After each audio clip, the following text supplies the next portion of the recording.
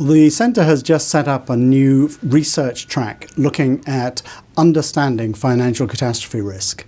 This really takes the themes of trying to understand the causes of financial catastrophes, looking historically back at all the previous examples, the wide variety of different ways you can have a financial catastrophe, and understanding the processes by which we might manage our way through so that a financial catastrophe in the future doesn't have quite the severity of impact that we've seen over the past 5 or 6 years since the last financial catastrophe of 2008, 2009.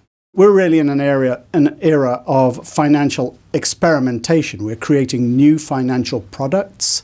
It's actually generated a huge amount of wealth and economic advantage to us from having these new forms of financial engineering, but they carry their own risks.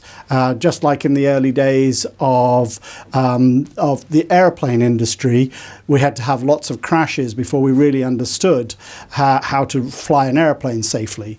We're in an era of great experimentation, but with that comes the risks of triggering much bigger catastrophes than we thought possible. And so now we're really trying to understand how best to manage the risk, but without losing sight of the fact that it's generating huge amounts of growth for us.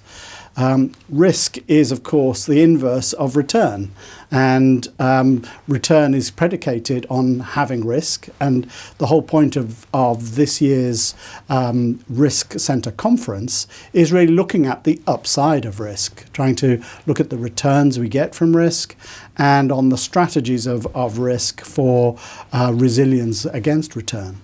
There is actually a potential risk that if we do deeply understand how financial patterns spread through the network, that the models and the analysis itself could create the risks that we fear, because people behave in certain patterns. And if you knew that a financial crisis was coming, if your model risk indicators suggested that there was something coming, that would drive a whole class of behavior that would probably be a self-fulfilling prophecy.